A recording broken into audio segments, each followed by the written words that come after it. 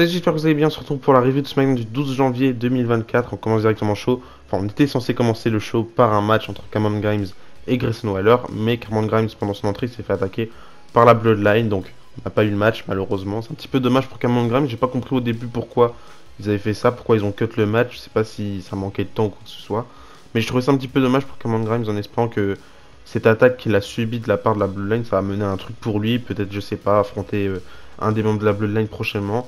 En tout cas, j'espère qu'il y aura quelque chose de cohérent pour Cameron Grimes, parce que c'est très dommage de l'avoir cut du show comme ça, alors qu'il avait enfin un match de prévu, alors que voilà, il était pas présent depuis pas mal de semaines. J'imagine que ça va gueuler pas mal sur les réseaux sociaux par rapport à Cameron Grimes en disant qu'il n'a pas été super bien utilisé ce soir. C'est un petit peu dommage, je trouve. Du coup, on a Poleman qui reste dans le ring et qui va tout simplement dire à Nick Aldis que c'est lui le méchant dans l'histoire, c'est Nick Aldis le méchant, tout simplement parce qu'il a mis un Fatal 4-Way, alors que de base, c'était censé être un match en 1 contre 1. Donc il va tout simplement dire à Nick Aldis que c'est lui le grand méchant dans l'histoire. Nick Aldis s'en fout un petit peu de ce que raconte Poleman. Il va dire que ce soir, la Bloodline ne pourra pas gâcher le main event tout comme la semaine dernière, puisque cette fois-ci, on aura LA Knight, AJ Styles et Randy Orton qui vont affronter dans un 3 contre 3 Jimmy Uso, Sikoa et Roman Reigns. Sauf qu'il y a un petit problème, Poleman il va dire à Nick Aldis que Roman Reigns il n'est pas là ce soir, donc on n'a pas de troisième participant. Là, Nick Aldis, encore une fois, il s'en fout complètement. Si tu trouves pas un troisième partenaire pour faire ce match-là, ce sera un handicap match. Donc il s'en fout complètement. J'aime beaucoup ce que fait Nick Aldis parce que il se laisse pas avoir par les petits jeux de Poleman et par les petits jeux de n'importe qui. C'est lui qui fait les règles et on le ressent de semaine en semaine. Et ça va un petit peu déplaire, je trouve. Enfin, ça déplaît déjà beaucoup à Roman Reigns, du peu qu'on a pu voir Roman Reigns récemment du côté de SmackDown. Et j'espère que plus tard, peut-être, on pourra avoir un match de Nick Aldis. Peut-être pas contre Roman Reigns parce que on sait que Roman Reigns, son règne, il a une date de péremption prochainement, j'imagine, à moins qu'il décide de le faire champion pendant longtemps. Mais peut-être un truc avec Nick Aldis, je pense que ça pourrait être intéressant de le voir catcher, en espérant que ça arrive le plus tôt possible. Du coup, ça se termine là-dessus. Tout au long de la soirée, on aura Poleman qui va essayer dans les backstage de trouver un troisième participant pour ce match-là. Donc il va aller voir un petit peu près tout le monde, préciser de Lee. Il va aller voir aussi Carlito. Enfin bref, il va chercher un petit peu tout le monde. Il est dépité, mais finalement, il trouvera personne. Mais ça, on y reviendra au moment du main event. On a directement enchaîné avec un autre match, un match par équipe. Angel Garza et Humberto Carrillo, qui s'appelle plus comme ça malheureusement, qui ont affronté du coup LWO, Cruz del Toro et Joaquin Wilde.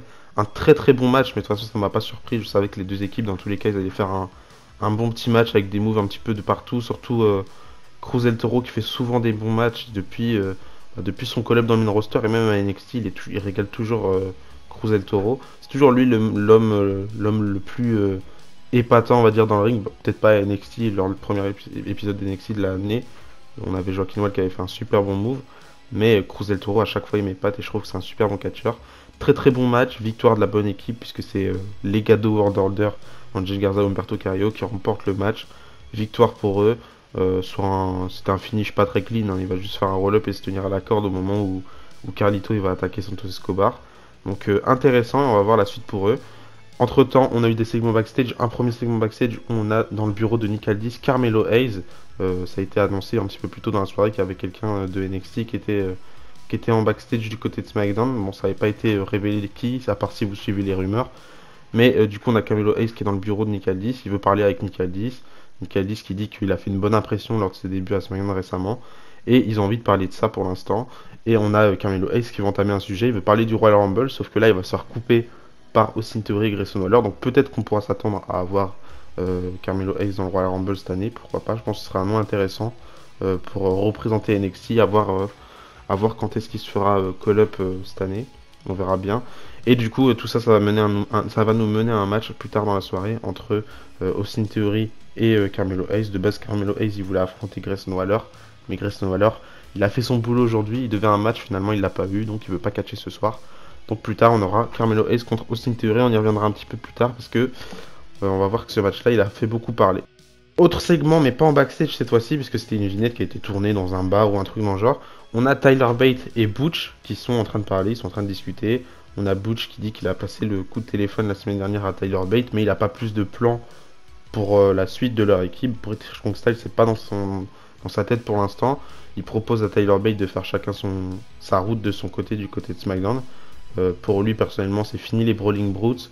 Il a envie de faire son petit chemin solo.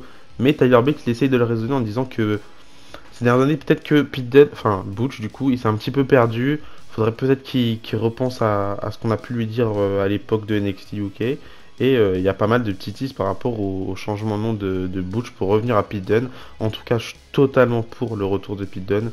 À voir si la présentation du Bruiserweight va suivre avec. En tout cas, je suis hyper hype et j'ai hâte de voir la suite pour British Strong Style. Parce que personnellement, je pense que ça va continuer d'être une équipe et que c'est pas les deux qui vont partir chacun de leur côté en solo. Je pense que ça peut être intéressant en espérant que le public du main roster accroche parce que le public du main roster il est souvent difficile en vrai à accrocher à des trucs nouveaux, à des trucs qui sont pas hyper bien mis en avant, même si personnellement je pense que peu importe la personne que tu as, si tu as envie de la mettre over, tu peux la mettre over, il suffit juste de la montrer à l'écran, de la montrer souvent et dans les programmes intéressants parce que évidemment Jey Uso, si tu le mets pas dans un programme solo, si tu le mets pas dans le main event, évidemment jamais il est over, Jey Uso, à part en équipe, mais il faut prendre l'initiative de le mettre en avant pour que ça fonctionne. S'il est aussi over aujourd'hui, c'est qu'il a été mis en avant de la bonne manière. Donc je trouve que c'est pas forcément le public qui fait tout le temps à chaque fois, mais la WWE a sa part des choses à faire pour pouvoir rendre quelqu'un over, et je pense que ça peut être pareil avec Butch et Tyler Bate. Enfin bref, juste après on enchaîne avec un autre match, Bianca Belair contre Bayley, 16 minutes de match, le match était hyper intéressant, je vous conseille d'aller voir ce match-là. On a toujours une belle chimie entre Bianca Belair et Bayley. J'ai beaucoup aimé ce match, j'ai beaucoup aimé ce que ça a donné, mis à part le fait que Bayley est souvent fuyarde dans ses matchs, c'est un petit peu un côté qui me dérange. Et cette Bayley là, cette version de Bayley, j'aimerais bien que même si elle soit heel, elle puisse faire des matchs sans vraiment avoir ce côté fuyard. En tout cas, le match était super sympa, j'ai beaucoup aimé le spot où on a les cheveux de Bianca Belair qui étaient accrochés à la corde. Je trouvais que c'était assez sympa, c'était assez original, donc assez cool. Victoire de Bianca Belair qui remporte le match parce que Bayley elle demande aux autres membres de Damage Control qui étaient en ringside d'attaquer du coup Bianca Belair, mais ils ont refusé tout simplement. Donc malheureusement défaite de Bayley. Et à mon avis cette histoire là entre Bayley et Damage Control ça va continuer de s'intensifier par la suite, et je pense que le Royal Rumble ça va être le point déclencheur on va dire de la rivalité entre Bayley et Damage Control, en espérant que on ne soit pas trompé, c'est vraiment sur cette voie là qu'on se dirige. Ensuite, on a Bobby Lashley et les Street Profits qui débarquent dans le ring. On a déjà une petite information sur leur nom en tant qu'équipe. Pour l'instant, ça n'a pas été confirmé à l'écran, mais il paraît que le nom du clan s'appellerait The Pride. En tout cas, c'est Bobby Lashley qui l'a confirmé plus ou moins sur Twitter. Il y avait eu des rumeurs récemment par rapport au nom de cette équipe-là. Et Bobby Lashley dans sa bio maintenant sur Twitter, et je crois sur Instagram aussi, il a marqué Leader of the Pride. Donc c'est probablement le nom de la prochaine équipe. Enfin de l'équipe entre Bobby Lashley et Street Profits. Ils débarquent dans le ring, on a Bobby Lashley qui vient s'exprimer, désormais ils sont face, et là ça se voit complètement. Ils vont dire que eux ils sont pas des lâches, quand ils veulent faire quelque chose ils veulent le faire face à face, donc il va demander à Karrion Kross, les Authors of Pain, ceux qui les ont attaqués, de venir dans le ring face à face pour régler ces choses là. On a Paul Ellering qui débarque, il montre une vidéo sur l'écran où on voit une présentation des Authors of Pain, Akam et Rezar, Karrion Kross et Scarlett. Et du coup, on a un nouveau nom aussi pour cette équipe-là qui s'appellera Final Testament. Je sais pas trop quoi en penser, et je sais pas trop quoi en penser de cette équipe-là, même si je trouve qu'elle a de la gueule. Je pense pas que ça peut aller très très loin, en tout cas, je sais pas, j'ai un petit peu peur. Pour l'instant, le traitement de Karrion Kross dans le main roster, c'est catastrophique, même si au début, ça c'était plutôt bien. Et les Authors of Pain, je sais pas trop quoi en penser dans cette alliance-là. En équipe simple, je sais que ça peut fonctionner, mais dans cette alliance là je sais pas trop ce que ça va pouvoir donner, donc hâte de voir les premiers affrontements entre ces deux équipes là, en espérant que la magie opérera. Ensuite, avant-dernier match de la soirée, Carmelo Hayes qui affronte Austin Theory. Le match était très très bien, 8 minutes, enfin quasi 9 minutes de match. Ça aurait pu durer un petit peu plus longtemps, mais malheureusement à la fin il s'est passé ce qui s'est passé. On a Carmelo Hayes qui est assis sur la troisième corde, on a Austin Theory qui veut faire son move, vous savez le move où il saute sur la troisième corde, il s'assit dessus, et il se retourne, c'est comme un Spanish Fly mais assis, donc c'est un petit peu son move personnalisé à lui. Le seul problème c'est que quand il a fait ce move là il n'avait pas assez d'amplitude pour faire un flip complet, puisqu'il doit faire un flip et atterrir sur le ventre. Lui personnellement, ouais c'est ça, il doit atterrir sur le ventre et Carmelo sur le dos. Malheureusement il n'a pas eu assez d'amplitude, et au moment où il a la tête en bas, il décide de continuer le move jusqu'au bout, du coup d'éloigner sa tête, et malheureusement il va retomber sur la tête tout simplement, presque sur la nuque. Donc beaucoup de frayeur par rapport à ce move là. En plus on a Carmelo Hayes qui réatterrit sur Austin Theory par la suite. Donc on a eu peur que les deux étaient blessés. Le match a été stoppé directement à ce moment là. Heureusement plus tard sur les réseaux sociaux la WWE va nous confirmer que Austin Theory et Carmelo Hayes n'ont pas eu grand chose de grave, juste des des contusions ou je sais plus comment ça s'appelle. Donc rien de très très grave, pas de commotion cérébrale ou quoi que ce soit. Donc tant mieux, ils vont très bien. Je sais pas si Austin Theory va pouvoir recatcher tout de suite. Je pense qu'il va mettre 1 ou 2 semaines à pouvoir recatcher, mais bon, c'est pas très très grave. Mais beaucoup de frayeur en tout cas par rapport à tout ça, en espérant que on puisse les revoir très très vite recatcher.